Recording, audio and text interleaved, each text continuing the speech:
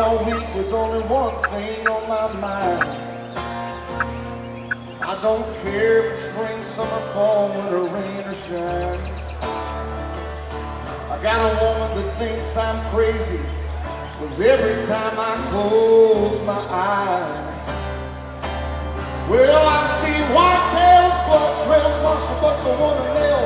Can't wait for up to be on. Swinging legged redheads, I hear a gobble up ahead, end up in a struggle zone. Duck blinds, hoes flying, dogs pointing, birds dying, throwing tongue water at dawn. I can't stand not being out there, but when I'm home, I'm addicted to sticks and stones. We're down here in Pulaski, Tennessee at the 10th annual Governor's One-Shot Turkey Hunt. This morning is when, as most mornings, and the turkey was due. And you think you got it figured out, the turkeys do the exact opposite of what you're thinking. We had a bird set up, or a bird we were setting up on this morning. We roosted him last night, he was gobbling really good. This morning was gobbling really good until he hit the ground. And what we didn't realize is he had hens with him. So when he hit the ground, he went the other direction. No matter how good we sounded, he left us. So this is our second setup, it's our second farm we've been on today. And as we was coming in here, we saw 5 big strutters just over top of this sage field, strutting right over here by our power line. So Jason Inman from Sloan and our guide Caleb Burns, we're gonna ease down here and sit up on this old brush pile and try to call those birds over the ridge to us. Well, I see whitetails, blood trails, muscle butts, a one and nail. Hey, I hear you did it. Did you get that big old turkey? Good. Good boy, Jackson. I couldn't help but notice the entourage of everybody so excited to see Jackson coming in with a turkey today. Tell me a little bit about what challenges he's had in his life. He was born with half of his brain missing, so it has a lot of physical. It's made him have a lot of physical challenges. Is what has happened, and he's not able to use one side of his body. So we've tried to find things that he can do. Turkey hunting is his favorite, and last year he learned how to call them. But it's hard to find things to where, I mean, like doing a marathon or playing basketball, all that stuff. Either you have to have both hands or your legs or something, and it's been very challenging finding stuff for him to do. But he loves to hunt, he loves being outside, he loves animals, it's crazy.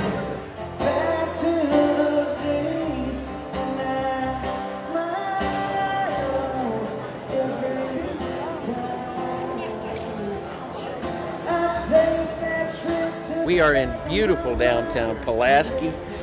Toward the end of the afternoon, been working at the check station this afternoon, and none other than Billy Dawson has checked in his bird. Yeah. Billy, welcome to the Governor's One-Shot, and this is your first time. Tell me about the experience this afternoon. Awesome. Shane Adams was my guide, and it was just one of the best experiences I've ever had. It was slow to begin with, and heard a lot of gobbling running around there, but we finally got one. It's my first time to actually hunt. I fish all the time. I've shot guns since I was a little kid, but first time to ever hunt. All right. I got one. You know, everybody's been putting their information up there on the totals board, and I know the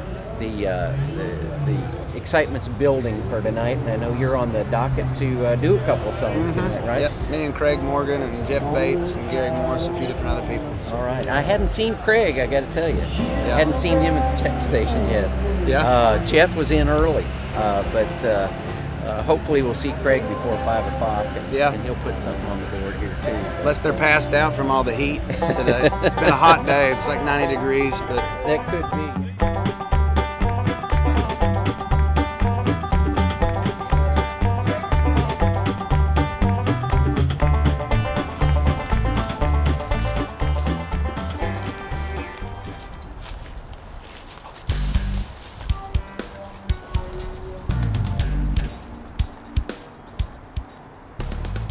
Shade behind that cedar tree. We're never going to make it around to them. Let's just see if we can get the decoy set up over there, just on the other side of the fence. I'll stay on this side.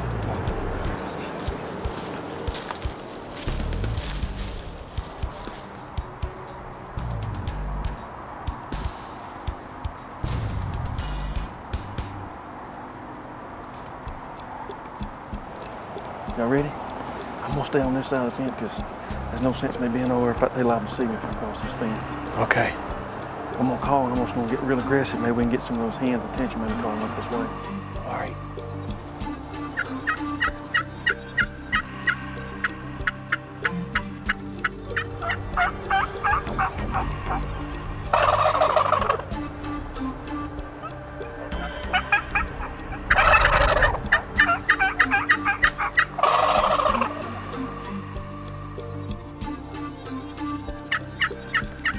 Oh, they're strutting.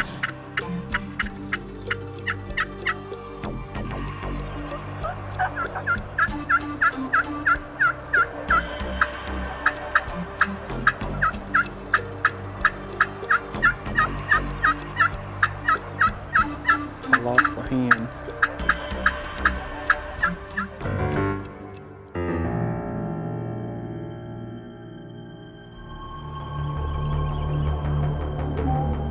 There's two hens coming over the hill right there on the left.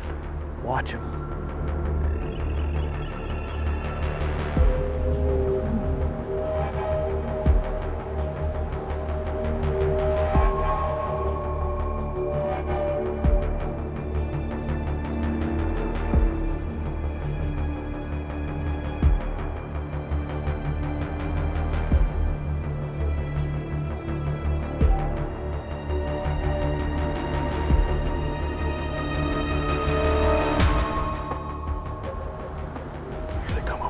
I see their tail fans.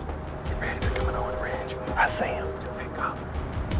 There's two big gobblers. It's the same two that broke away from those gobblers over there. I see them. Here they come.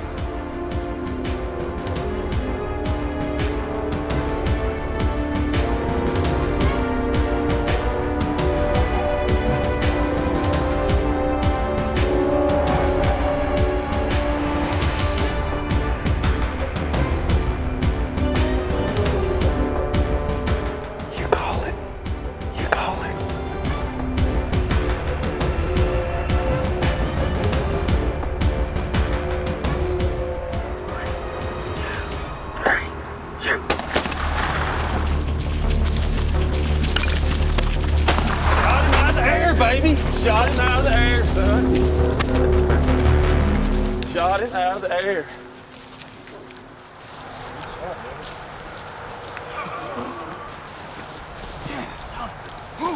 Hey, dump him up here. Try to get right next to you. Last year, same place, doubled up. Dude, that is awesome. That is awesome. Honey hole. What is it, 130? Probably 130. 130 today. It's the second week of season here in Tennessee. And it's the 10th annual Governor's One-Shot Turkey Hunt. And it took all day long to get two birds down. We've been in the timber all day long. Nothing's been gobbling, everything's been super quiet. We even saw birds without hens and they still wouldn't talk to us. These birds, there was 4 strutters down here. From where we were sitting at when we shot, they was probably 250 yards down here, but they was up in the shade. They had 5 hens with them, but luckily we got really aggressive with the calling, cutting, and yelping, and pulled 2 hens away from them. Oh yeah. And 2 gobblers followed. That's a perfect scenario. Oh yeah, it couldn't happen. You can call the hens away from the gobblers. The gobblers ain't got no choice but to follow. I was worried they were going to get up closer to us and bust us, but it couldn't ask for any better scenario. We eased around this ridge line right here, and the 2 gobblers that I saw when I went to pick up mine is right down here in front of us. Caleb was going to try to slip down and get a shot at them. You know, in the typical scenario that everybody thinks of when you're turkey hunting is to be able to sit down next to a great big tree or a tree that's bigger than your body and call the birds to you and they come gobbling, strutting in, but that's not always the case, especially when it's early season like this and they're super henned up. Sometimes you can call to your blue in the face and they won't come to you because they got hens, so obviously we can't compete with hens. So sometimes what you got to do is you got to get in front of them and be where they want to be before they get there. And this is a case scenario of that happening because obviously we just shot 2 birds. They got 4 hens with them. They're not going to come to us. So we just eased around and got in front of them. Going to let them walk by Caleb. Hopefully he'll get a shot within 30, 40 yards and get his bird down. We'll have 3 for the Governor's One-Shot in one day.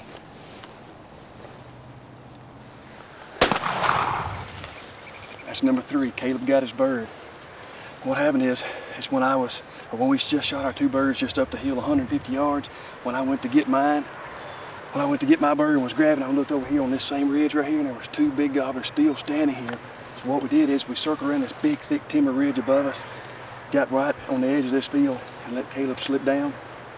And obviously, you always want to call him in. That's the coolest hunt ever if you can call him right into the gun barrel. But sometimes in this scenario, you got to do what it takes to get a bird down. And Caleb just redeemed himself with a big long beard. That's number 3 today on the Governor's one-shot turkey hunt. Oh, CVA, son. Huh? What? Oh, you got a stud? Ooh, that's some hooks right there, brother. Yeah.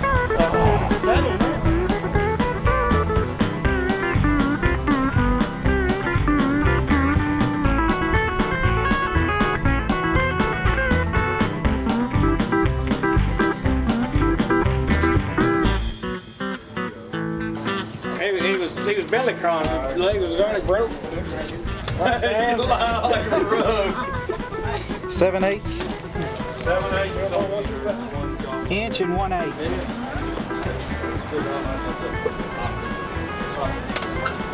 10 and 1/8. 10 and 1/8. Hey, I'm Tony Smotherman, standing in for Jason Harmon on Tennessee's Wildcast. We're here today in Pulaski, Tennessee for the 10th annual Tennessee Governor's one-shot turkey hunt. And as you can see by the feathers in front of us, we had an outstanding day. Things started out a little slow, no gobbling much on the roost, and you wouldn't think so. You wouldn't think it'd be that way today. We had beautiful skies, the weather was great, but they just henned up really bad because, of course, this is the only second week of Tennessee turkey season, so naturally they're all henned up. But when you put your feet on the ground, you make things happen. This here's what comes down when you got a great guide, Caleb Burns, and here I'm hunting with Jason Inman from Sloan's Motorcycle Super Center in Murfreesboro, Tennessee. And we were determined to get it done, and we did. We're bringing up the rear though. The cutoff today was 5 o'clock, and we just got here at 5 o'clock. So our day has been full of running the gun and putting shoe leather on the ground. This is my 6th year guiding on the Governor's one-shot, and this was a great day. This 2nd year in a row we got tripled on turkeys. Last year was a good year. We had a rare with double spurs and a 4-beard, but we spent all day today and got 3, which was real nice. And the main thing about running and sweating and chasing turkeys all day is the memories you make. This is my 2nd year as a hunter here at the Governor's one-shot turkey hunt. Last year was a hoot, and this year was even better. Once again, we tripled this year. Pulaski opens their town up, and man, it's just a great experience. So check out the Governor's one-shot turkey hunt. And the best part about the Governor's one-shot, you get to hunt with self-proclaimed celebrity, outdoor celebrity Tony Smotherman. You're an idiot.